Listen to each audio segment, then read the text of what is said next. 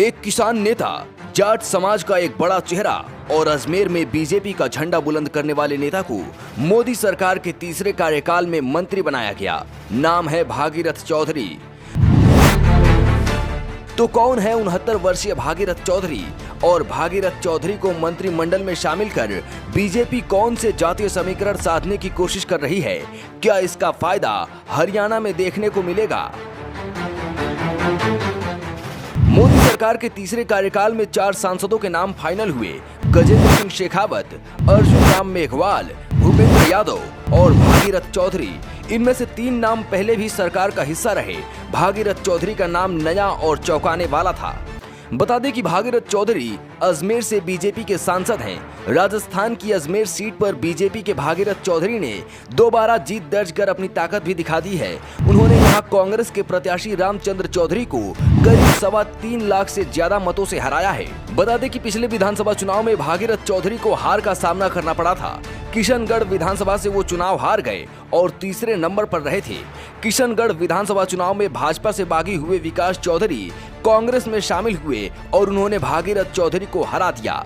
पर भागीरथ ने वापसी की। 6 महीने बाद हुए लोकसभा चुनाव में भागीरथ चौधरी ने किशनगढ़ विधानसभा सीट से इस बार करीब 1 लाख मतों से बढ़त बनाई। राजनीति के इस माहिर खिलाड़ी का जन्म अजमेर के मानपुर में 1 जून 1954 को हुआ था। उनके पिता का नाम रामचंद्रा चौधरी है और मां का नाम दाखा देवी है। साल 2014 में जब भारतीय राजनीति में नया अध्याय जुड़ रहा था, तब भागीरथ चौधरी ने अंजना चौधरी से शादी की। भागीरथ चौधरी साल 2003 में पहली बार विधायक बने। अजमेर जिले के किशनगढ़ विधानसभा क्षेत्र से राजस्थान विधानसभा का चुनाव जीतकर अपनी राजनीतिक यात्रा की शुरुआत की, जिसके बाद साल 2013 में उन्हें फिर से विधायक चुना गया था। साथ ही उन्होंने 2015-16 और 2016 से 17 तक पर्यावरण समिति के अध्यक्ष की जिम्मेदारी संभाली। आपके मन में ये सवाल उठ रहा होगा कि राजस्थान से भागीरथ चौधरी ही क्यों? रेस में तो और भी कई बड़े नाम थे। तो बता दें कि इस बार के चुनाव में भाजपा के सिर्फ 2 सांसद जाट समुदाय से आते हैं, जिनमें से एक है भागीरथ चौधरी और दूसरे हैं पीपी चौधरी। पिछली सरकार में कैलाश चौधरी केंद्र में मंत्री बने थे, लेकिन इस बार वो चुनाव हार गए। जाट बेल्ट कहे जाने वाले नागौर, झुंझुनू, सीकर और नागौर समेत पूरे शेखावटी में भाजपा का सफाया हो गया। ऐसे में भाजपा जाट चेहरे को मंत्री बनाकर जातिगत समीकरण साधना चाहती है। साथ ही बीजेपी हरियाणा के चुनाव को भी ध्यान में रख रही है, क्योंकि बीजेपी ने जहां राजस्थान में 11 सीटें गंवाई, तो हरियाणा में भी 5 पर ही सिमट कर रह गई। इसी साल हरियाणा में चुनाव है। बीजेपी के लिए वापसी अब चुनौती बनते जा रही है।